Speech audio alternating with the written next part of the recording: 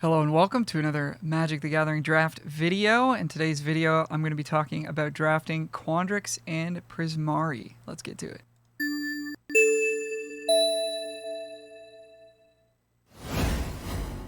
So Strixhaven appears to have two main pillars of the format. The first being blue-based value decks in the form of Prismari and Quandrix, and white-based aggressive decks in the form of Silverquill and Lorehold. Witherbloom hasn't quite found a home yet and appears to be kind of an offshoot of the Quandrix decks where you have a bunch of good green cards but not that many good blue cards and you end up green-black. As such, Pest Summoning has moved to the bottom of my summoning power rankings. My current ranking for the summonings is as follows. Number 1, Elemental Summoning. Number 2, Inkling Summoning. Number 3, Fractal Summoning. Number 4, Spirit Summoning. And number 5, Pest Summoning. Top 3 of those I'm looking to take early in the draft over most commons and uncommons, and the bottom 2 I'll look to take below the top commons and uncommons. I did a video last week detailing my general pick order for the format, which you can find in the description below. I'll be doing a future video about the white aggressive decks, but just as a quick summary,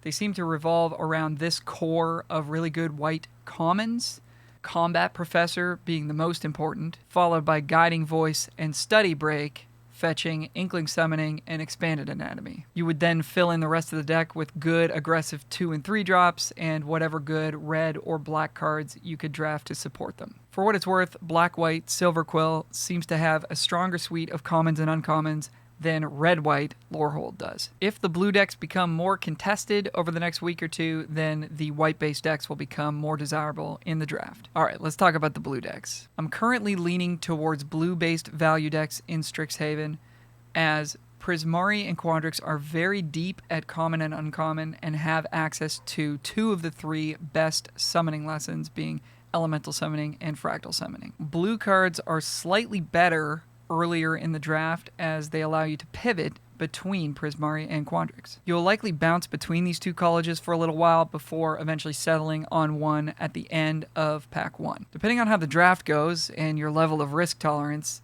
you could decide as late as Pack 3.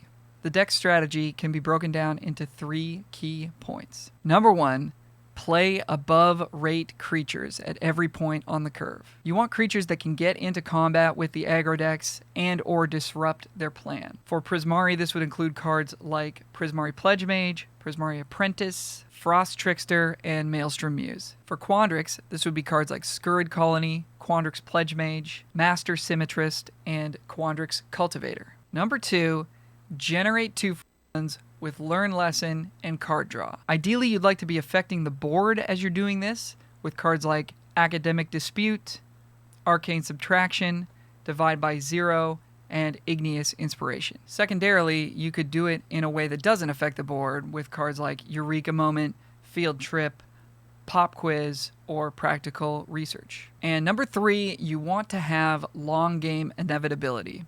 So you want to have a big spell that you can cast later in the game, or something that comes back repeatedly, or some way to generate a ton of card advantage late in the game. This would include cards like Bookworm, Elemental Masterpiece, plus a way to copy it or recur it, Zimone Quandrix Prodigy, or a really good rare. When you build your decks in this way, you're going to have a lot of things to do with your mana, and you're going to have a few expensive spells that you want to be able to cast, so I would recommend playing 18 lands. Alright, let's get into the pick order for Pack 1 if you're drafting blue. With your first pick, or hopefully your second if you're really lucky, you're looking to take a really good rare such as Archmage Emeritus, Augmenter Pugilist, Cody Vociferous Codex, Crackle with Power, Dragon's Guard Elite, Dream Strix, Galazeth Prismari, Gnarled Professor, Hall of Oracles, Ingenious Mastery, Kiane Dean of Substance, Magma Opus, Mascot Exhibition, Multiple Choice,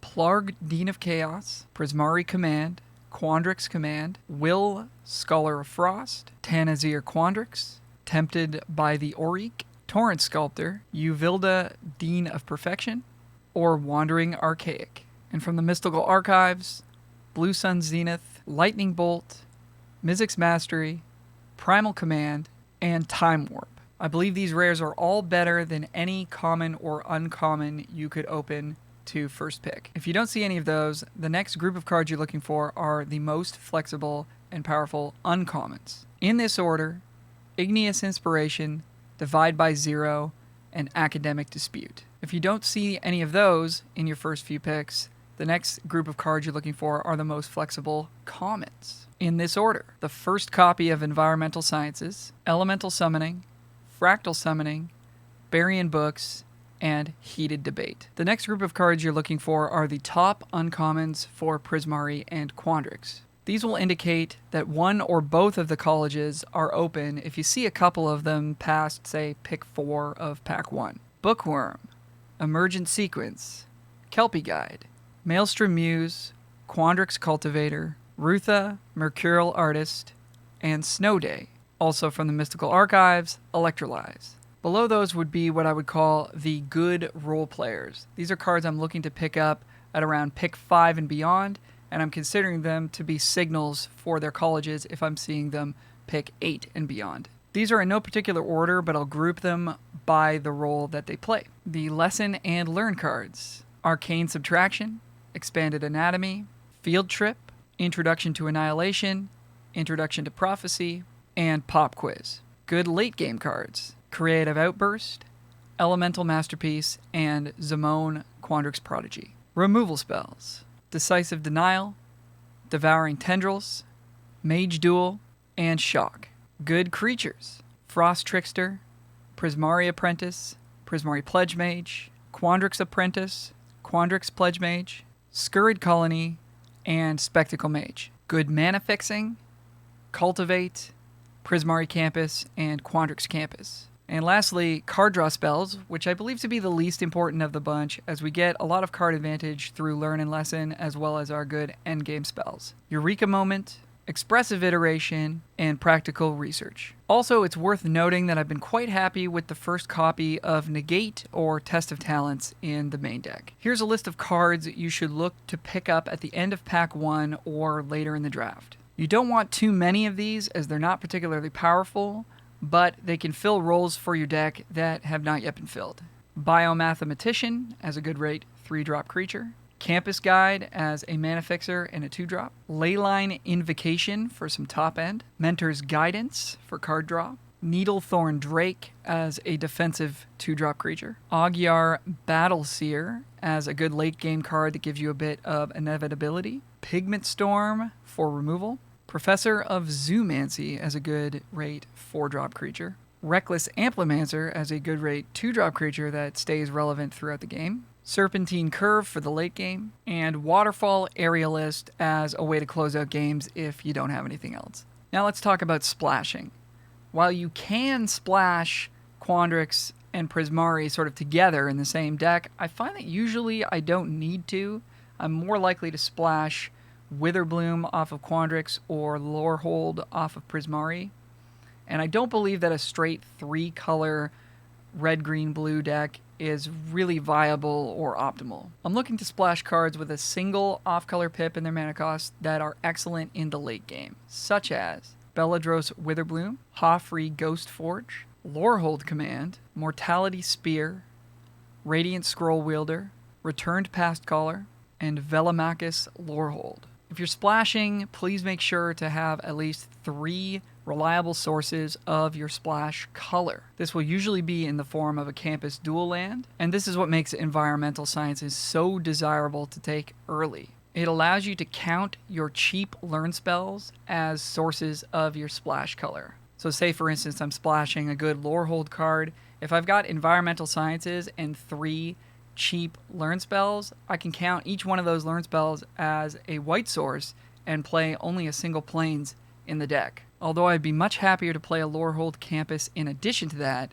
I still wouldn't find it to be that risky. Keep in mind that if you first pick a card like Mortality Spear, for example, you don't have to necessarily consider yourself as locked into drafting Witherbloom.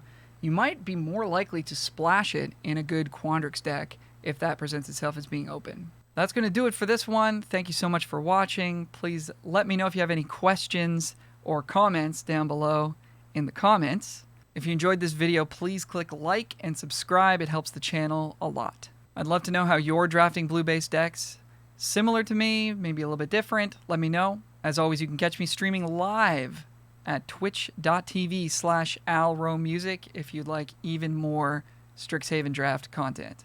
I'd also love for you to join the Discord. If you're a Discord user, you can find the link to my Discord in the description below. Thanks again for watching. We'll see you on the next one. Bye for now.